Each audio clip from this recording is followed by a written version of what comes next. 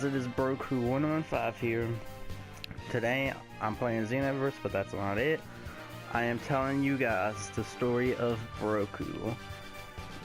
Now, for you people who have been subscribed to me or subscribed to my channel, y'all are probably wondering why I picked Broku 115. Well, you guys will know throughout the story why I picked it.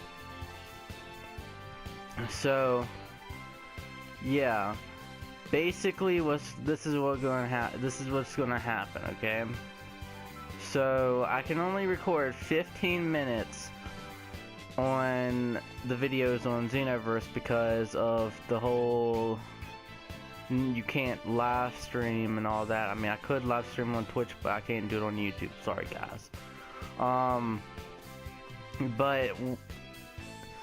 But basically in the story, what I'm going to tell you is what race Broku is, what is his race's special ability, and basically what happened to Broku throughout the years of Dragon Ball Z, and Dragon Ball Super, because I'm going to include that probably.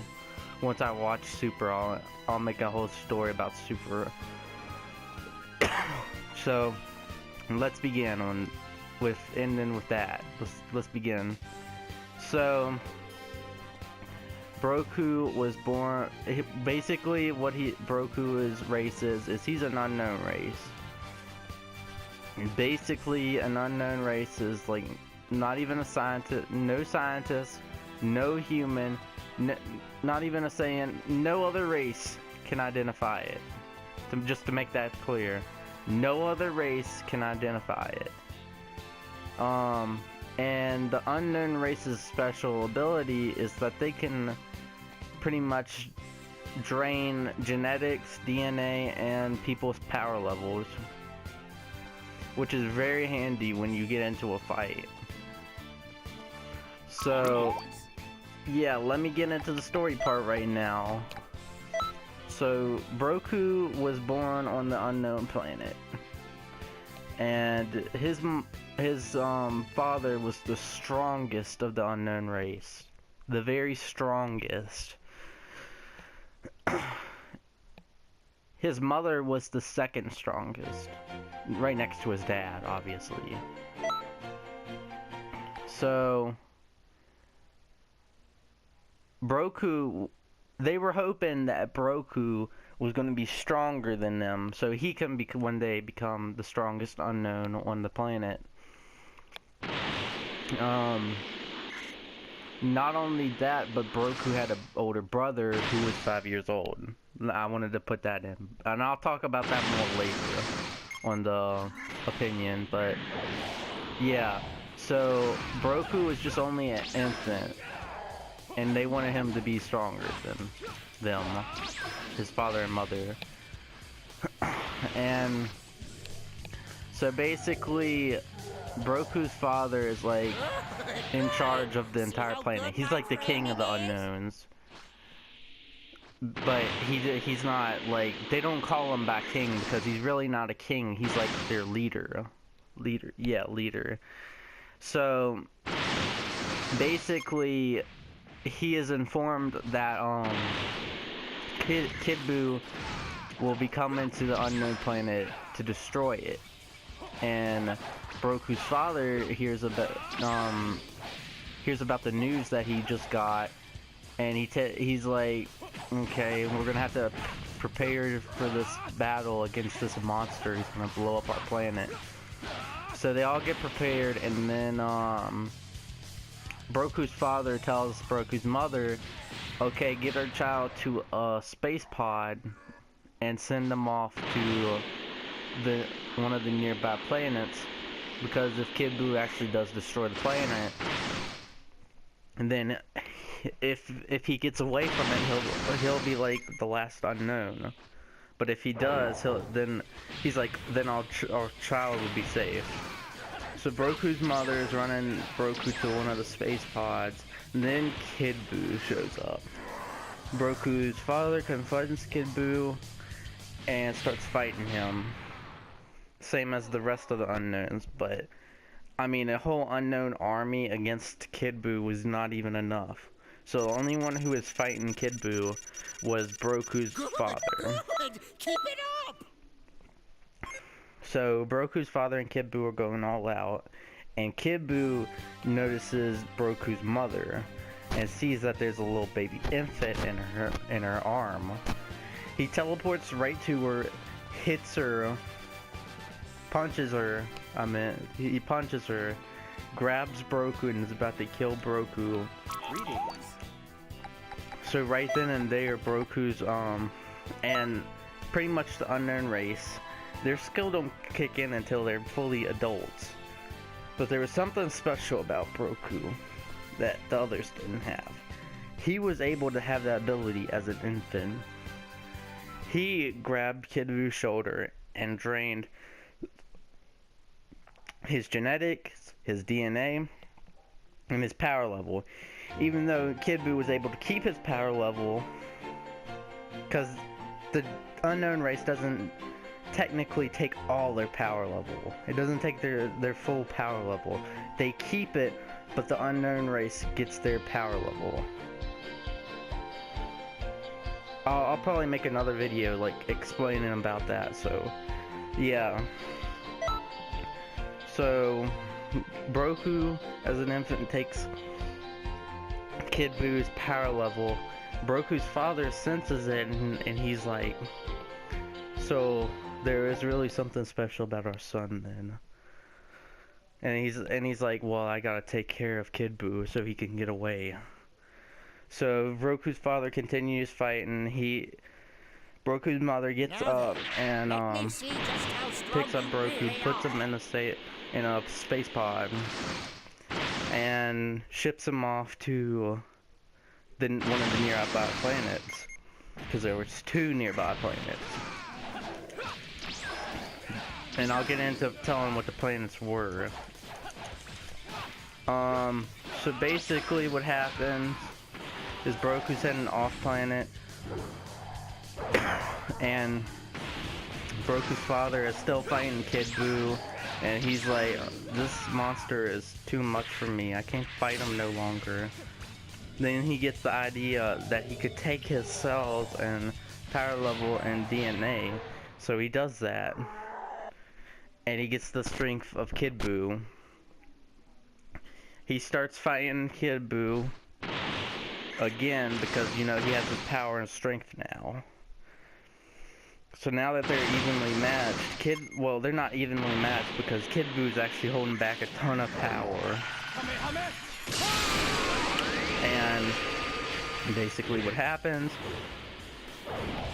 is Kid Buu, they're in the middle of the fight, and Kid Buu is getting mad because he wants this to end right now, and he don't want to wait for it. So he starts powering up Planet Burst attack. See how good my training is? Broku's father does his signature full power energy wave. So they both clash, and Broku's father, if Kid Buu wins the clash with the Planet Burst, then the entire planet is gone.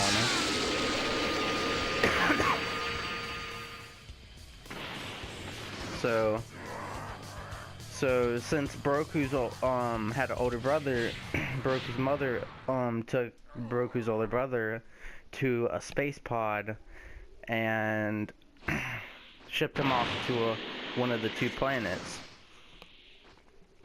So Broku's father is starting to lose a ton of power since, you know, he got very injured against the battle with Kid Buu, and he loses the clash against the Planet Burst. The planet blows up. Broku's father died. Broku's mother died. Every unknown race on the planet died except for Broku and Broku's older brother. And the planet Broku was sent to was Planet Vegeta, home of the Saiyans. So what happens next is that is that Broku's space pod lands on planet Vegeta after a few months, and Bardock is serving King Vegeta, and King Vegeta tells Bardock to go investigate what happened. So Bardock goes and sees the space pod, and he opens it up, only seeing there's just an infant in there. So he picked up the infant, and the infant grabbed Bardock's arm and took his genetics, his DNA, and his power level. Therefore, he can go Super Saiyan 2. So he's basically Majin and Saiyan now, and unknown race. And Bardock just tells, he doesn't want to tell King Vegeta, because he didn't know what the baby infant was until it grew a tail. Because Broku, in fact, when he was an infant, when he grabbed Bardock's arm and got his genetics and DNA, Broku grew a tail. Best, you hear? I'll be looking after you real good.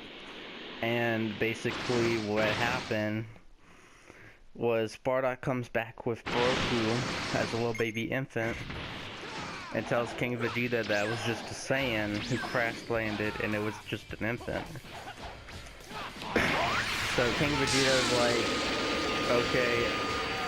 okay, then because because King Vegeta wants to execute him, because there's no use to have like an infant that is infant Saiyan on the planet. So he tells Bardock to execute the infant, and Bardock's like, wait, no, I'll raise him. And King Vegeta is like, okay, I'll give you about 5 years to raise him. Then I want to see results from you and that child's training. And basically,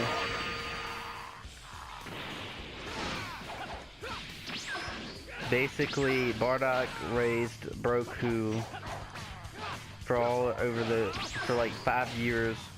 When he was like 4, he started training him, and he taught him to ride javelin and all his techniques.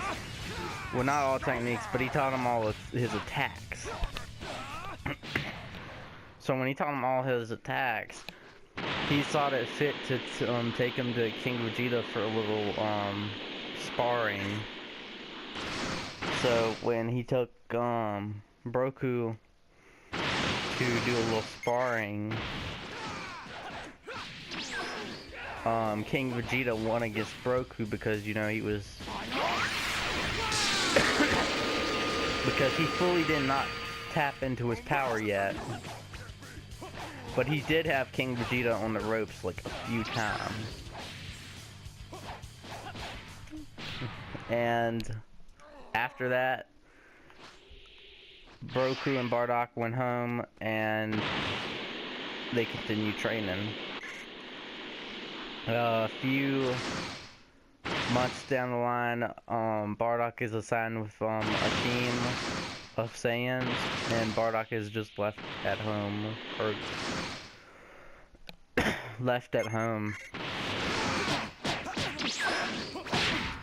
because there's like nothing for Broku to do, since, you know, I don't even think there are Saiyan schools, so I mean, I wouldn't expect there would be, so he just stays home the entire time. But he does train on his own.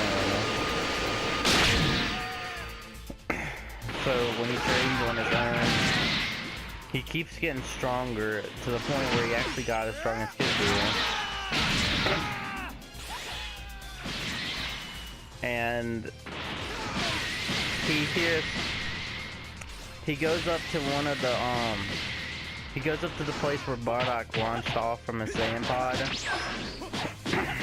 And it was like a few hours later, and he asked the person who works there, is like, I He's trained like, you, so I wouldn't have where's- expected any less. Where's Bardock? He hasn't been here